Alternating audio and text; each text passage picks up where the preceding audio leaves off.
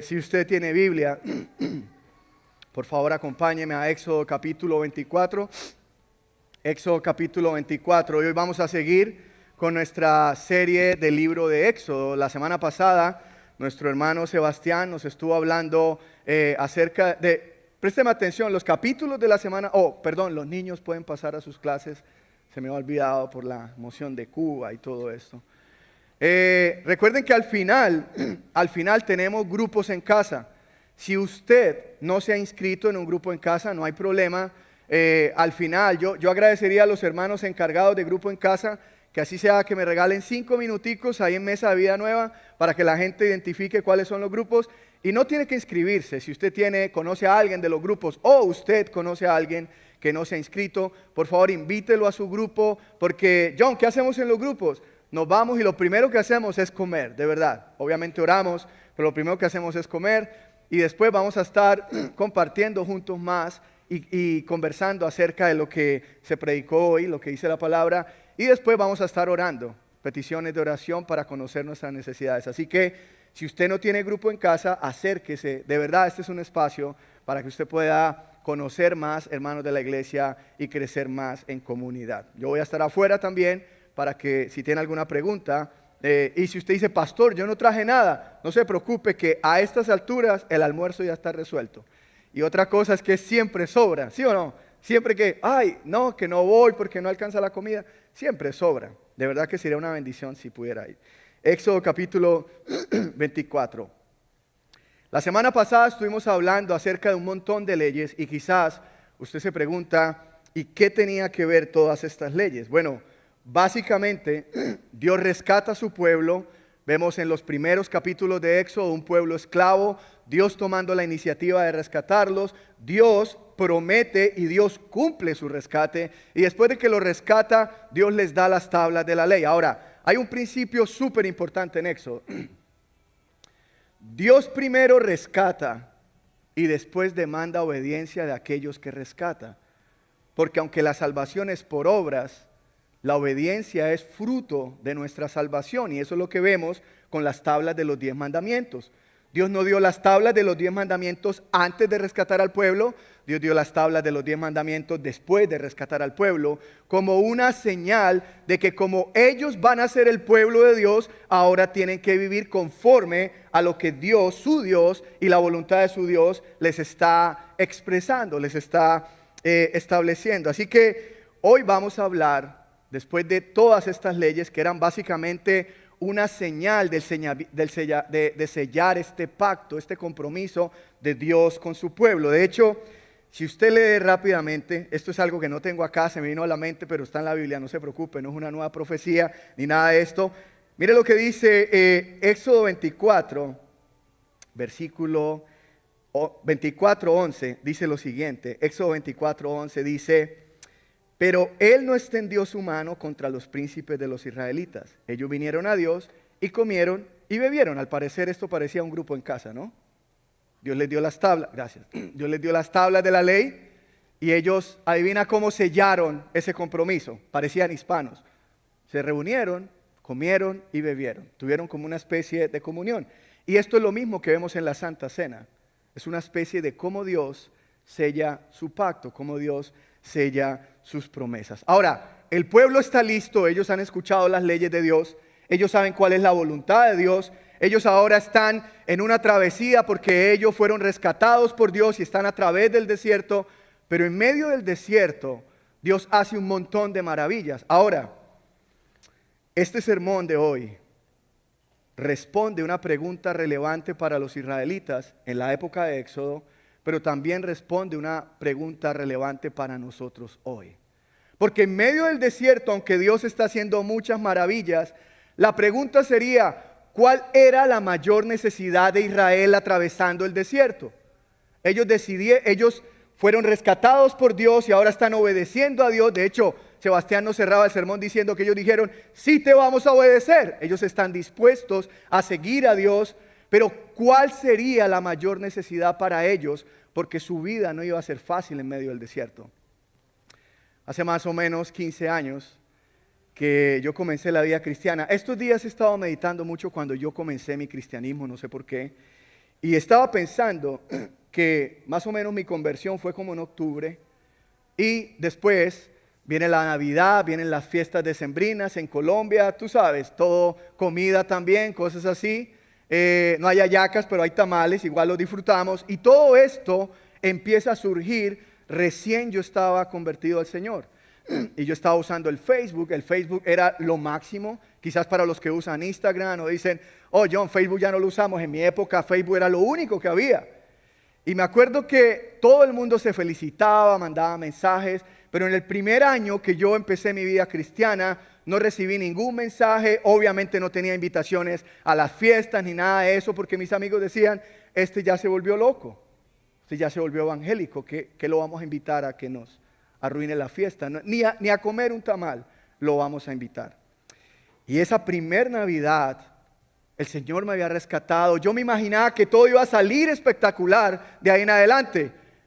Pero comencé a experimentar algo que es como me siento solo. Desde que comencé a seguir al Señor, siento que me han abandonado, siento que estoy caminando, siento que todo es más difícil. En pocas palabras sentía como si estuviera en un desierto. Y el pueblo de Israel, y no pierdan ese detalle, ellos están atravesando el desierto. Y yo pensaba, necesito amigos, necesito esto, necesito ir a esto, necesito aquello. Pero 15 años después, a través de este sermón, Dios me recuerda que en los momentos de desierto, difíciles y de soledad, nuestra mayor necesidad es recordar que Dios está con nosotros. Y no solamente que Él está con nosotros, sino que Él avanza con nosotros. En nuestras subidas y bajadas, Dios está con nosotros. No hubo nadie que me mandara un mensaje al Facebook. Estoy hablando 15 años atrás. Ahora quizás haya bastantes porque tengo una comunidad de amigos, de hermanos. Pero en esa época era un cristiano nuevo. Y 15 años después, Dios me hace recordar, aún en esa época de Navidad, cuando te sentías solo, porque yo te había salvado, porque estabas caminando en mi voluntad, yo estaba contigo. Dios nunca deja de estar con nosotros. Él no le prometió a Israel que iban a pasar por solamente paraísos y manantiales. No, de hecho, el desierto fue el plan de Dios. Pero el texto de hoy, vamos a hablar de la construcción del tabernáculo. Y obviamente cuando llegamos al tabernáculo, pudiera haber muchas cosas que pensar. Pudiéramos pensar en las medidas, todo esto. Son casi 3 capítulos. Pero el propósito principal de la construcción del tabernáculo es hacer visible una realidad espiritual. Es hacer visible el propósito de Dios para su pueblo. El propósito principal del tabernáculo es recordarle al pueblo la promesa de que Dios habitaría en medio de ellos. De hecho, el tabernáculo es diferente al templo. El templo era un lugar fijo, el tabernáculo era una tienda que se podía mover. Quiere decir, Israel tenía que construir el tabernáculo, porque los versículos que vamos a ver son las instrucciones de Dios para que Israel construya el tabernáculo, pero todavía no está construido en los versículos 25 al 27. Vamos a ver la construcción del tabernáculo más adelante, pero estas son las instrucciones del tabernáculo. Y quizás tú has leído el tabernáculo y dices, Johnny, ¿cuál es el propósito que enseña este tabernáculo? El propósito era recordarle al pueblo la promesa de que Él anhelaba, Dios deseaba habitar en medio de su pueblo. El tabernáculo se podía mover porque le daba otro recordatorio a los israelitas. Dios no solamente vino a habitar en medio de su pueblo, Dios avanza con su pueblo en los momentos difíciles, en los momentos buenos, no tan buenos. Dios continúa en medio de su pueblo.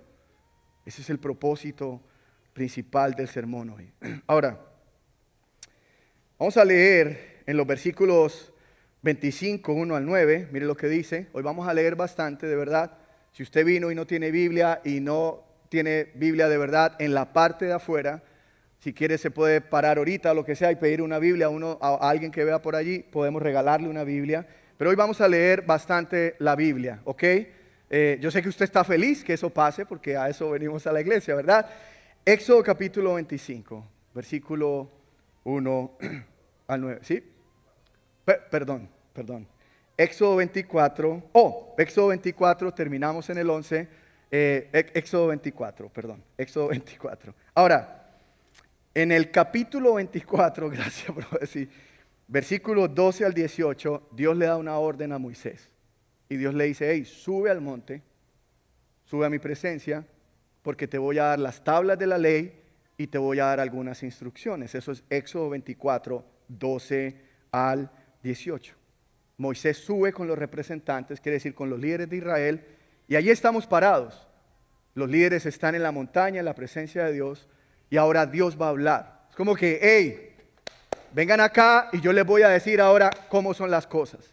Moisés y los representantes están parados en la presencia de Dios, en el monte de Dios, y ahora van a recibir las instrucciones. Así que vamos a leer varias instrucciones y vamos a ir hablando cuál era el propósito de estas instrucciones. Capítulo 25 es la primera instrucción, versículo 1 al 9. Ahora, mire lo que dice 25, 1 al 9. Dice lo siguiente. El Señor habló a Moisés y le dijo, dile a los israelitas que tomen una ofrenda para mí, de todo aquel cuyo corazón le mueva a hacerlo. Ustedes tomarán mi ofrenda, y esta es la ofrenda que tomarán de ellos: oro, plata y bronce, tela azul, púrpura y escarlata, lino fino y pelo de cabra, pieles de carnero teñidas de rojo, pieles de marsopa y madera de acacia, aceite para el alumbrado, especias para el aceite de la unción y para el incienso aromático, piedras de onice y piedras de engaste para el efod y para el pectoral. Que hagan un santuario, y aquí está el propósito del santuario, del tabernáculo. Que hagan un santuario para que yo habite entre ellos, conforme a todo lo que te voy a mostrar, conforme al diseño del tabernáculo y al diseño de todo su inmobiliario, así ustedes lo harán. Ahora, lo primero que Dios le dice, hey, antes de construir el tabernáculo, dile al pueblo que traiga estos elementos, estas ofrendas. Y uno pudiera decir, John, pero este pueblo está en el desierto, ¿cómo Dios les pide oro, bronce, todo eso? Si usted ha estado a lo largo de la serie o ha leído todo el libro de Éxodo, recuerda que cuando ellos salieron de Egipto, Dios puso en el corazón de los egipcios que les dieran todas estas cosas. Quiere decir de que Dios no les está pidiendo cosas que Él previamente ya no les ha dado. Y uno pudiera decir que lo primero que vemos acá es que Dios demanda de su pueblo que tomen una ofrenda y la den para la construcción de los utensilios del tabernáculo. Y Él es bien específico, dice, conforme al diseño que yo les voy a dar. Lo que Dios demanda de los israelitas, Él previamente ya se los había dado. Dios no les está pidiendo cosas que pertenecen a ellos. Dios les está pidiendo cosas que pertenecían a Dios y que por la gracia de Dios vino a parar en las manos de ellos. Ahora, todo lo que Dios demanda de nosotros para su obra, previamente Él ya no lo ha dado. Porque Dios no va a pedir cosas de las cuales nosotros ni siquiera tengamos o no hayamos recibido de Él. Otra de las cosas que vemos acá es que Dios está diciéndole al pueblo constantemente, todo se hará conforme a lo que yo diga. Estas instrucciones tenían que seguirse de acuerdo a lo que Dios dijera. Hermano, el tabernáculo era un lugar donde el pueblo iba a adorar a Dios. Y lo que Dios está diciendo es, yo voy a descender, yo voy a habitar en medio de ustedes, ustedes me van a adorar, ustedes van a tener una relación conmigo, pero quien estipula las condiciones de cómo el pueblo se relaciona con Dios es Dios, no el pueblo. Dios da instrucciones porque Él establece cómo tú puedes acercarte a Él. No podemos acercarnos como pensamos. No podemos acercarnos como queremos. Siempre que nosotros pensemos en este texto, tenemos que recordar, yo no puedo tener una relación o acercarme a Dios a mi manera. Debo hacerlo conforme a su voluntad, conforme a lo que Él ha establecido. Ahora, Dios da las instrucciones para construir el tabernáculo movible, porque el propósito de Dios no solo era habitar en medio de su pueblo, ya lo dije, sino que acompañarlos hasta la tierra prometida. En pocas palabras, Dios le estaba diciendo al pueblo Israel, el tabernáculo les va a recordar dos cosas. Yo voy a habitar en medio de ustedes y hasta la tierra prometida yo voy a ir con ustedes. No importa lo que venga, no importa lo que enfrenten, no importa la abundancia, no importa la escasez, no importa el desierto, Dios está con su pueblo. Y todos estos utensilios del tabernáculo dejan claro de que la iniciativa de una relación de Dios con el pueblo la toma Dios. No son ideas del pueblo. De hecho, si usted mira el orden del tabernáculo, Dios no comienza la construcción del tabernáculo o no da las instrucciones del tabernáculo de afuera hacia adentro. Dios comienza las instrucciones del tabernáculo de adentro hacia afuera. Porque lo que esto está enseñando es que la iniciativa de una relación de Dios con su pueblo viene de Dios. Él es el que toma la iniciativa para acercarse a nosotros. Y lo primero que vemos en los utensilios del tabernáculo, lo vemos en los versículos, es el arca del testimonio. Ese es el primer punto. El arca del testimonio y el propiciatorio. Éxodo 25, 10 al 12, mire lo que dice.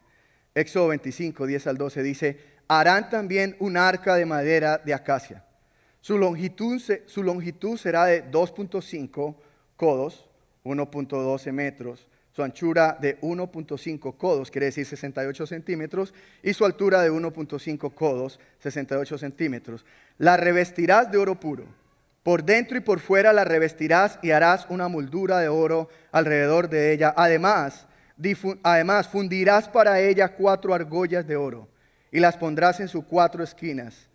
2 argollas a un lado de ella y 2 argollas al otro. Ahora, Dios está inmediatamente iniciando y diciéndole: el primer utensilio del tabernáculo que ustedes van a construir es un arca y el propiciatorio. Ahora, creo que ahí va a aparecer una foto del tabernáculo.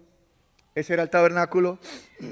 Más o menos esa era la tienda que tenía Israel. Ahora, en la parte de adentro, no me voy a ir hasta allá, pero en la parte bien de adentro, porque empezamos de adentro hacia afuera, había una pequeña urna de madera de acacia, enchapada en oro, con barras y con 2 querubines que estaban encima, unidos a una especie de cubierta o de tapa. El arca era el arca de testimonio donde estaban las tablas de la ley, y esto daba testimonio de la santidad de Dios. La ley de Dios refleja su santidad, porque todo aquel que quebrara la ley de Dios merecía la muerte, porque Dios es santo, Dios no tolera el pecado.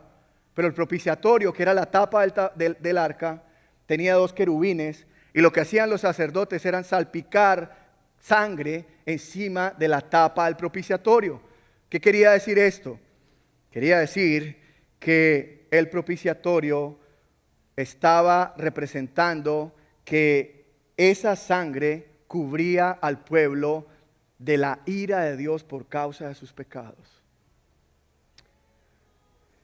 Las tablas de la ley que estaban dentro del arca representaban la santidad de Dios y un recordatorio en contra del pecado del pueblo. Sin embargo, el arca también tenía una tapa de propiciatorio. Vamos a leer versículos 17 al 19. Mire lo que dice. Este es en el mismo lugar. Y uno diría: John, ¿dónde estaba eso? Eso estaba en la parte de adentro, creo que es 1 y 2. Y la parte de adentro es el lugar santísimo. Ahí estaba la urna de madera de acacia y con una tapa encima con 2 querubines, que era el propiciatorio. Mira lo que dice Éxodo 25, 17 al 19. Dice: harás además un propiciatorio de oro puro.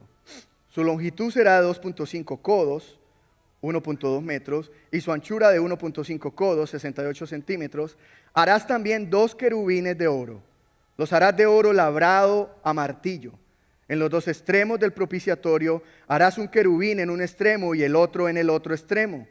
Harás el propiciatorio con los querubines en sus 2 extremos de una sola pieza. Quiere decir, los querubines tenían que estar pegados a la tapa del propiciatorio. El propiciatorio era una cubierta que cubría la ley, donde estaba dentro el arca, y era donde se salpicaba la sangre del cordero para expiar el pecado del pueblo. Así que el arca y el propiciatorio le recordaba al pueblo dos cosas. Le recordaba al pueblo que el Dios que se estaba revelando a ellos es un Dios santo, que no tolera el pecado, pero a la vez, por medio del propiciatorio, le recordaba que es un Dios lleno de misericordia, que provee el precio de sangre para limpiar el pecado del pueblo. El arca de testimonio y el propiciatorio recordaban estas dos cosas. El Dios que el pueblo se les estaba revelando no era un Dios que toleraba el pecado, pero era un Dios que en su misericordia proveía una vía para el perdón de los pecados del pueblo.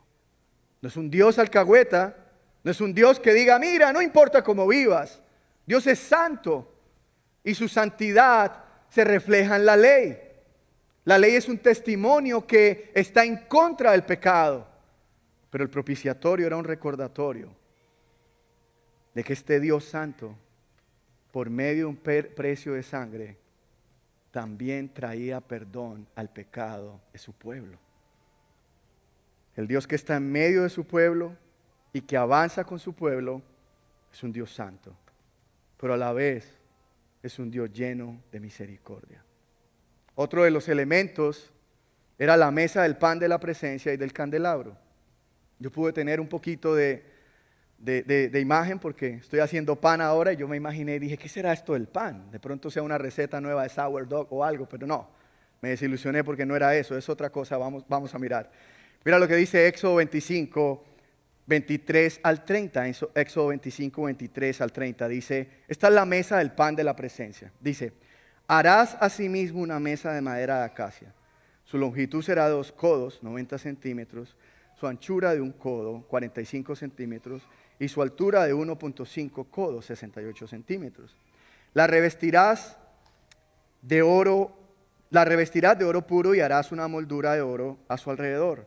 Le harás también alrededor un borde de 7.5 centímetros de ancho y harás una moldura de oro alrededor del borde. Le harás 4 argollas de oro y pondrás argollas en las 4 esquinas que están sobre sus 4 patas.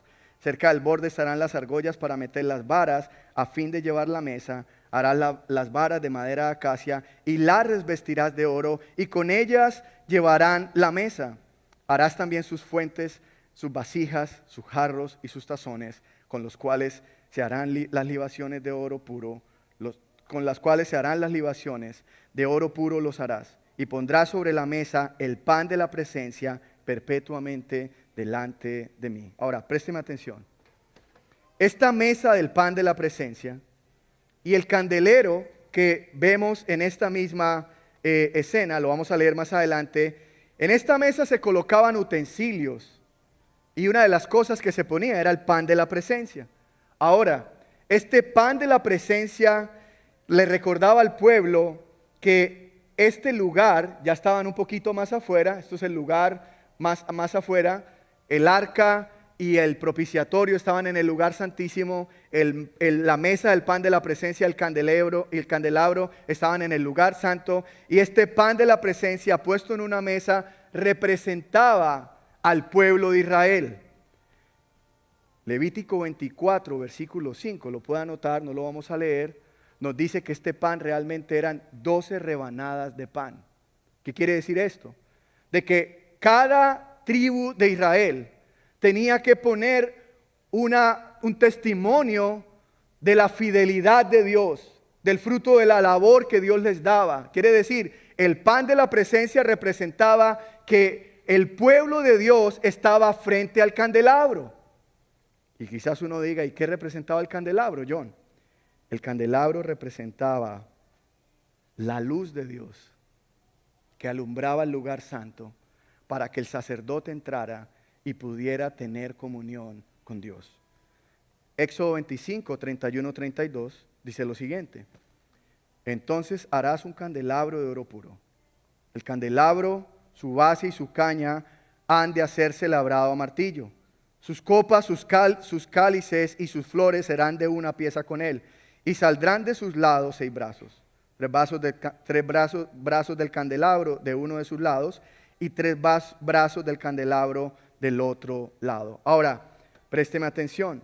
De la misma manera que el pan de la presencia simbolizaba que las ofrendas del pueblo que estaban delante de Dios era el pueblo de Dios, el candelabro alumbraba como una muestra de la luz de Dios en medio de su pueblo. En el lugar santo, la mesa del pan de la presencia y el candelabro le recordaba al pueblo lo siguiente: que la luz de la presencia de Dios y la intercesión de un sacerdote era indispensable para tener comunión con Dios. Lo que el candelabro recordaba al pueblo era: no puedes tener comunión con Dios en medio de las tinieblas. Es necesario la luz de Dios para que el pueblo esté frente al Señor. En pocas palabras, no puedes estar frente a Dios y tener comunión con Él si estás en tinieblas. Y por eso ellos tenían que tener el candelabro encendido todo el tiempo. Porque cuando el sacerdote entraba al lugar santo, usted se imagina el sacerdote tratando de llevar a cabo sus actos de comunión en un lugar donde no hubiese luz, pensando que si había un error, era un peligro para el sacerdote. Pero la luz libraba al sacerdote de tener una comunión correcta con Dios. Esta mesa del pan de la presencia y el candelabro recordaban al pueblo: tú necesitas la luz de Dios para tener comunión con Dios. Es imposible tener comunión con Dios si habitas en las tinieblas. Es imposible.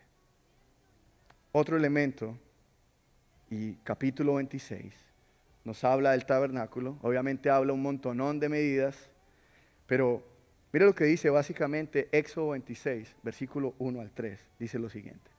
Y aquí está detallando más las medidas del tabernáculo. Dice: harás el tabernáculo con 10 cortinas de lino fino torcido y tela azul, púrpura y escarlata. Las harás con querubines, obra de hábil artífice. La longitud de cada cortina será de 28 codos, 12.6 metros, y la anchura de cada cortina de 4 codos, 1.8 metros. Todas las cortinas tendrán una misma medida. 5 cortinas estarán unidas una con la otra, también las otras 5 cortinas estarán unidas una con la otra. Quiere decir, esto era una medida exacta y el tabernáculo estaba cubierto de cortinas. Ahora, en medio de todo ese montonón de cortinas, no es que había una fábrica de cortinas ahí ni nada de eso, pero lo que está mostrando acá es que el tabernáculo era literalmente toda la tienda que ustedes ven allí, donde se encontraba el lugar santísimo y el lugar santo. El capítulo 26 solamente describe instrucciones más específicas y detalladas de la construcción del tabernáculo. Habla de diferentes cortinas, pero en medio de todas las cortinas que habla este capítulo 26, cada cortina tenía una función específica. Obviamente me encantaría hacer un estudio de las cortinas, pero hay una cortina en especial y la vemos en el versículo 31 y 33. Y esta cortina, Éxodo 26, 31 al 33, dice lo siguiente: harás además un velo de tela azul, púrpura y escarlata y de lino fino torcido. Será hecho con querubines, obra de hábil artífice. Lo colgarás sobre 4 columnas de acacia, revestidas de oro. Sus ganchos serán también de oro sobre 4 brazas de plata. Colgarás el velo debajo de los broches y pondrás allí, detrás del velo, el arca del testimonio. Y mira la función del velo. El velo le servirá como división entre ¿qué? Entre el lugar santo y el lugar santísimo. Lo que este velo tenía una función.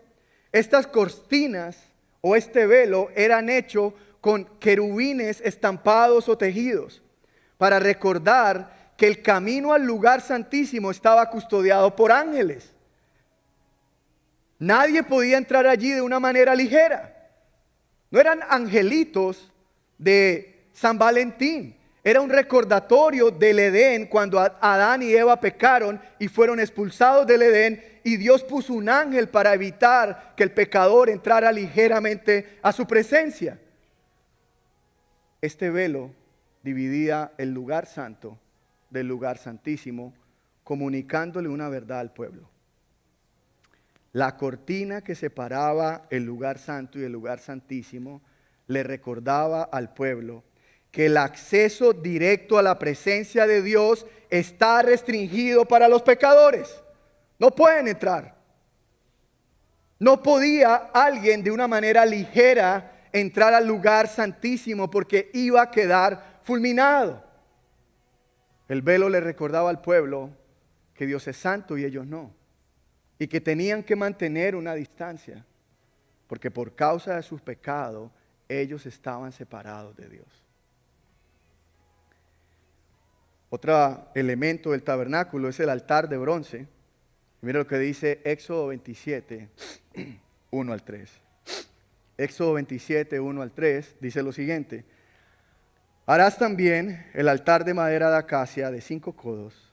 Su longitud de 5 codos, 2.25 metros, su anchura.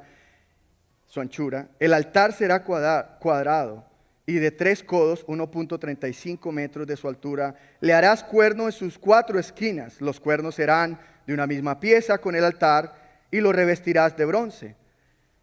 Harás asimismo sus recipientes para recoger las cenizas y sus palas, sus tazones, sus garfios y sus braseros. Todos sus utensilios los harás de bronce. Ahora, el altar de bronce es el que ustedes ven, el altar de bronce es el que ustedes ven en la parte de afuera, como botando llama así, que dice el altar de incienso. Este altar era hecho de bronce, pero también lo llamaban el altar de los holocaustos. Cada persona que quisiera venir a adorar a Dios, el altar de bronce les recordaba algo. El altar de bronce tenía que mantenerse encendido las 24 horas del día. Y el altar de bronce le recordaba al pueblo de Israel que el primer paso para acercarse a Dios era necesario un sacrificio para el perdón de sus pecados. Quiere decir que en el altar de bronce eran donde se ponían los sacrificios para recordarle al pueblo: no puedes acercarte a la presencia de Dios si primero no hay un sacrificio por tus pecados. Por eso se llamaba también, o otros lados lo llaman el altar de los holocaustos. Ahora, por último, vemos en el versículo 9, dice lo siguiente. Harás también el atrio del tabernáculo. Al lado del sur habrá cortinas de lino fino torcido para el atrio de 100 codos, quiere decir era un poco más grande, 45 metros, de largo por un lado. Sus columnas serán 20, con sus 20 basas de bronce. Los ganchos de las columnas y su moldura serán de plata. Ahora, este atrio es lo que ustedes ven en la foto, es lo que está por alrededor, cubriendo todo el tabernáculo, por eso las medidas son más grandes. Y básicamente esto era una especie de patio que estaba en la parte exterior y que encerraba todo el perímetro del tabernáculo. Esto le recordaba al pueblo que ellos eran un pueblo separado de otros pueblos. Ellos no eran igual a otros pueblos porque ellos eran el pueblo de Dios. Ahora, hermanos, honestamente, pudiéramos hacer un estudio del tabernáculo más detallado y pudiéramos hacer una serie de 15 semanas en el tabernáculo y cosas así. Pero la pregunta quizás que estás haciéndote hoy es: ¿cuál era el recordatorio principal del tabernáculo? Dios le estaba recordando al pueblo su deseo, su anhelo de habitar en medio de ellos. Y aunque Dios quería habitar en medio de ellos y avanzar con ellos, también les estaba recordando que su presencia no era cualquier presencia. Es un Dios santo y lleno de misericordia a la vez. Pero el pueblo tenía que tener cuidado a la hora de acercarse. Yo tenía más o menos yo creo que 15 años, y me dieron un trabajo para hacer de logística de conciertos. Yo anduve metido en todo. Y me acuerdo que me pusieron una camisa y me dijeron: mira, va a venir Colombia, obviamente Colombia. Pastor, ¿usted de qué país es? No se le nota. Colombia. Iban a venir grupos de vallenato. No conocía al Señor, estaba ahí, quería trabajar. Y era un festival grande en mi ciudad. Y yo con la camisa negra que decía acá logística, me sentía como un policía, cosas así. Y recuerdo que mi jefe me dice: mira, cuando salga el grupo de vallenato, porque era un grupo muy famoso, no voy a decir quiénes son, pero cuando salga el grupo, de pronto en esa época no eran los que ustedes piensan ahorita. Cuando salga el grupo, tú puedes hacerte aquí, pero no puedes pasar para allá porque hay logística, John. Pero como están trabajando, queremos que disfruten del concierto. Y honestamente, voy a ser honesto, no me gustaba el vallenato, pero estaba con mis amigos y dije, vamos a cruzarnos la baranda y vamos a ver el grupo de cerca. 15 años. Lo que te decían a ti que no lo hicieras, lo ibas a hacer. Y recuerdo que nos pasamos la baranda y estábamos, o la barda, no sé cómo le llaman, como una protección, y estábamos ahí así literalmente en la tarima. Y yo ni podía cantar los vallenatos porque no me gustaban, pero estaba allí en el desorden. Y recuerdo que me agarra mi jefe de la camisa y me saca y me dice, quítate la camisa. Y yo le dije, ¿pero por qué me vas a sacar? Me dice, porque no respetaste los límites. Yo me quité la camisa y casi que digo como el Chavo, no, acabo que ni quería, pero bueno. Estaba bien aburrido, no me iban a pagar la noche, nada, y me salí. Y yo fui otra vez y le dije, ¿pero por qué me sacaste? Me dice, porque yo te dije que podías disfrutar del concierto, pero hasta cierta distancia. Dios le está diciendo al pueblo, puedes disfrutar de mi presencia, pero no como tú quieras, sino bajo mis propios términos. Y recuerda que aunque Dios quiera habitar en medio de su pueblo y quiere que tú disfrutes de su presencia, hay límites y hay ciertas cosas que debes tener en cuenta para acercarte y disfrutar a Dios. Y quizás la pregunta es, pastor, ¿y cuál es el significado del tabernáculo para nosotros? Estamos en el 2025, amén, yo no veo acá un tabernáculo. Bueno, lo que construimos afuera no es un tabernáculo, es otra cosa. No digan, con razón, lo construyeron afuera. Ahora, ¿cuál es el significado del tabernáculo para nosotros en el 2025? El tabernáculo era un testimonio de la promesa de Dios de que Él quería habitar en medio de su pueblo. Pero aunque nosotros no tenemos un tabernáculo, Cristo vino a inaugurar la promesa de que Dios habita en medio de su pueblo. Juan capítulo 1, versículo 14, esto es la Biblia textual, que es un poquito más en el original, dice lo siguiente. Si usted lee Juan 1:14, va a decir que Cristo habitó en medio de su pueblo. Pero mira cómo suena en el original. Dice, y el Logos se hizo carne y tabernaculizó entre nosotros. Y contemplamos su gloria, gloria como del unigénito del Padre, lleno de gracia y de verdad. Cristo Jesús vino para inaugurar la promesa de que Dios habita en medio de nosotros. Ya no por medio de un tabernáculo, sino por medio de alguien mayor que el tabernáculo, que es Jesucristo. Ahora, Cristo también vino para habitar en medio de nosotros y para darnos un testimonio mayor que el arca y el propiciatorio. Porque Cristo vino a revelarnos la santidad de Dios y la misericordia de Dios. Él vino a mostrarnos una revelación más grande de la santidad de Dios, mayor que el arca. Él vino a mostrarnos una mayor revelación de la misericordia de Dios. Porque en el propiciatorio se derramaba sangre de corderitos, pero se tenía que hacer constante. Pero Cristo vino a revelar la santidad de Dios por medio de su vida perfecta y vino a revelar la misericordia de Dios por medio del derramamiento de su sangre. Ahora, Cristo no solamente vino para cubrir nuestros pecados, Cristo vino para, por medio de su sangre, quitarnos el pecado y poder acercarnos a Dios. Cristo habitó en medio de nosotros para mostrar que Él es un mejor y mayor pan de vida, mayor que el pan de la presencia mayor. Él dijo, yo soy el pan de vida. Y Él dijo, yo soy la luz de este mundo. ¿Se acuerdan del lugar santo donde estaba la mesa y el pan y el candelabro al frente? Cristo vino a traer una luz mayor que la del candelabro y alumbrar este mundo para que cualquier hombre o mujer por más que esté sumergido en la más profunda oscuridad, le alumbre la luz de Cristo y pueda vivir en comunión con Dios. Cristo también vino para entregar su vida en una cruz, muriendo por nuestros pecados. Y dice Marcos capítulo 15, versículo 37 al 38, me encanta cómo este tabernáculo no se trata solamente de una lección de construcción o algo así. Toda la enseñanza del tabernáculo está apuntando a alguien mayor. Y es a nuestro Señor Jesucristo.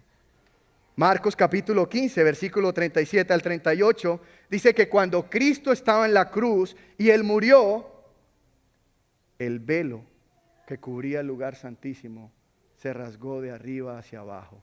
Quiere decir que el pueblo de Israel no tenía acceso al lugar santísimo. Solamente el sacerdote podía entrar. Pero los que estamos en Cristo tenemos acceso directo y libre a la presencia de Dios. Cristo también vino para ofrecer un mayor y único sacrificio que los israelitas ofrecían en el altar de bronce.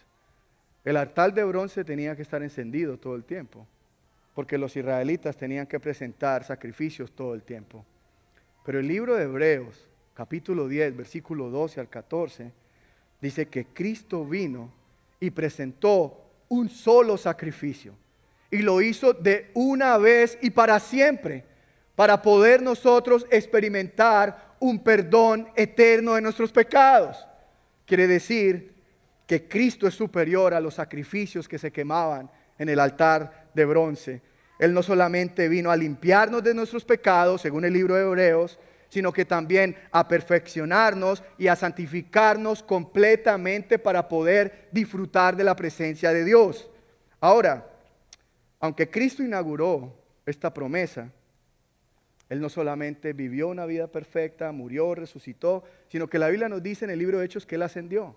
Y cuando Cristo ascendió, uno pudiera decir, los discípulos estaban asustados diciendo, ¿y ahora? La promesa de que Él iba a habitar en medio de nosotros siempre si Él está ascendiendo. Pero la Biblia dice que Cristo envió su Espíritu para que habitara dentro de los creyentes. Y nosotros hoy aún tenemos la presencia de Dios habitando en nosotros. Somos como pequeños tabernáculos. Ya no necesitamos un tabernáculo para que refleje la santidad y la gracia de Dios. Nosotros somos pequeños tabernáculos que dando testimonio del Evangelio de Cristo, reflejamos la santidad y la misericordia de Dios.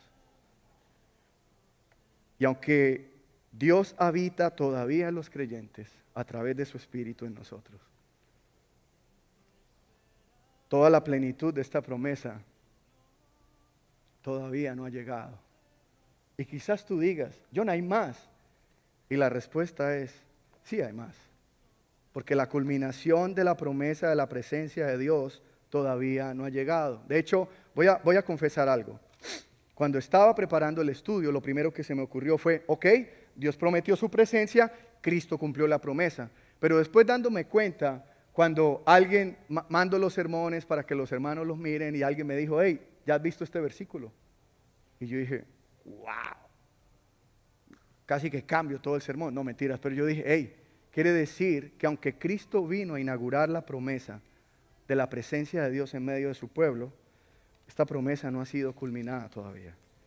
La consumación de la promesa de la presencia de Dios no ha llegado. ¿Por qué? Porque todavía experimentamos pecado, todavía experimentamos las consecuencias del pecado. Y quizás tú digas, Johnny, ¿cuándo va a llegar? No sé cuándo, pero puedo decirte dónde lo puedes leer. Miren lo que dice Apocalipsis capítulo 21. Y lo vamos a leer todo. Esto va a aparecer en pantalla. Apocalipsis capítulo 21. Yo estaba mirando este versículo y dije, no tengo casi que ni orar. Porque ahí está el resumen de todo el sermón. Apocalipsis 21, 3 al 4 nos da la imagen de la segunda venida de Cristo. Cuando Él viene a consumar todas sus promesas. Y dice lo siguiente. Entonces oí una gran voz que decía desde el trono: el tabernáculo de Dios está entre los hombres, y Él habitará entre ellos, y ellos serán su pueblo, y Dios mismo estará entre ellos. No es un tabernáculo real, es la misma presencia de Dios en medio de su pueblo. Y dice: Él enjuagará toda lágrima de sus ojos, y ya no habrá muerte, ni habrá más duelo, ni clamor, ni dolor, porque las primeras cosas han pasado. Aunque Cristo inauguró la promesa de Dios habitando en medio de su pueblo, Él regresará y habitará en medio de nosotros. Y no habrá más llanto, no habrá más dolor, porque no habrá más pecado y mucho menos consecuencias del pecado para el pueblo de Dios. Amén. Vamos a orar. Señor, te damos tantas gracias, Señor. Gracias por tu palabra y gracias por tus promesas. Señor, gracias porque este libro de Éxodo nos recuerda que nosotros también pudiéramos, o quizás estamos, atravesando por momentos donde nos preguntamos o donde nos sentimos quizás que estamos solos. Pero gracias por recordarnos esta hermosa verdad. Gracias por recordarnos que el propósito principal de tu salvación es tu presencia, Dios. Eres tú mismo, habitando en medio de tu pueblo. Yo te doy gracias, porque aunque pasemos por desiertos, por valles, por momentos difíciles, Dios, tú no solamente habitas en medio de nosotros, sino tú avanzas con nosotros. Señor, yo sé que el camino es largo y algún día estaremos plenamente en tu presencia. Aún experimentamos momentos difíciles porque la consumación de esta promesa no se ha dado. Pero si tú enviaste a Cristo y enviaste a tu Espíritu como una muestra de que tú cumplirás esta promesa, Dios, gracias por darnos un acceso directo hacia ti. Gracias por recordarnos que llegará un día en que tú regresarás, Señor, y estaremos frente a ti. Y tú serás nuestro tabernáculo. Y tú nos recordarás que nunca nos abandonaste, que nunca estuvimos solos. Y que sí o sí tú cumplirás la promesa de habitar eternamente en medio de nosotros.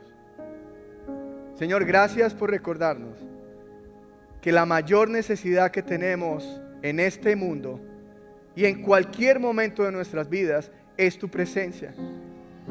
Gracias porque a través de los méritos de Cristo tú nos dejas disfrutar de nuestra mayor bendición, que eres tú mismo. Es tu presencia, Dios.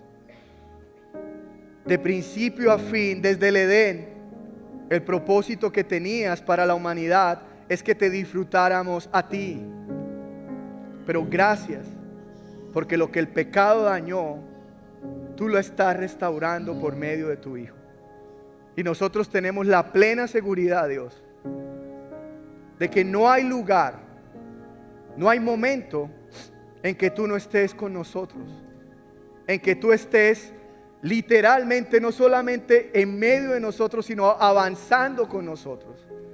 Eso nos da seguridad y nos da esperanza, porque no estamos solos, Dios, no estamos solos. Te damos gracias, Señor, por recordarnos que tú estás con nosotros. Oramos en el nombre de Jesús. Amén. Amén.